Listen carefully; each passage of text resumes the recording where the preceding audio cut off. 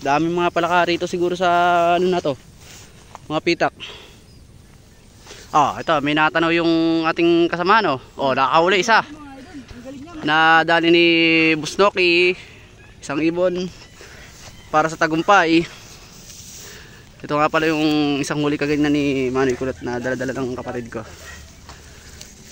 At bababala ako mga idol at mahirap talaga to. Grabe mga idol, ang galing nila mga idol. Grabe. Mas malaki yan. Mas malaki yan huli. Minsan mas malaki, nakawala ka mga ni kanina, no? Yan o, mga ibon. Dalawa na. Down to. Lima lang solve na. Yan o. Ito na, mga huli namin mga idol.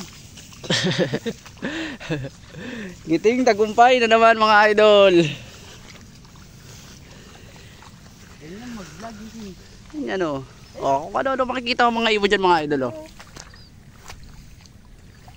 Kung sino pang nakakaalam ng location na to, comment at bibigay comment lang. Bibigay namin itong huli. At i-screenshot mo, papadalaan kita ng 100 pag nakuha mo to kung saan location to. May piso ka dyan, manihan. Banihan.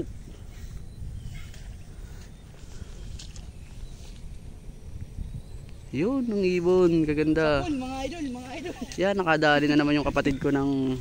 Grabe, sinoki mga Di natin na kuhanan yan pero... Yan ang mga tikling. Ewan ko sa ibang lugar kung anong tawag yan. Ang tawag kasi dito talaga dyan, tikling. Tikling. dami nililipat lang dito tikling niya. Madami. Yung mga idol oh.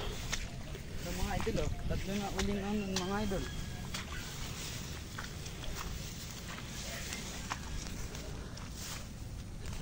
Jesse Tobale.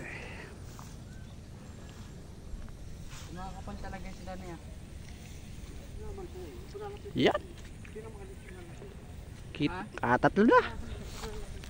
Para sa tagumpay. Tatlo na mga idol. Pantawid gutom na mga idol. Baka mo. Ito na. Ito vlogger eh. Siyempre. Ireklamo tong kasama ko. Ako daw vlogger eh. Ako daw hawak ng camera eh. Ano kaya? Kawaunat. Nag-aalalay lang din ako. Medyo mahirap yung daanan talaga natin dito. Mga sayang.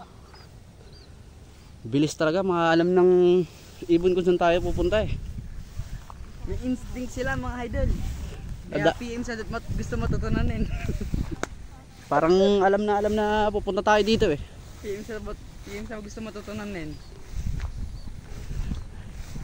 Click nyo lang sa comment section kung paano tutorial kung paano manghuli nito.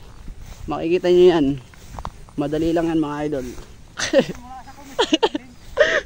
Nasa comment section yung link. Kung sino man nakakatanda ng exact location nito, kung sino nakakatanda ng lugar na to, screenshot mo lang. Sabihin mo yung tamang location. Magsisend ako ng Gcash. Manihan. At sana makakuha mo yung ibibigay ko sa'yo.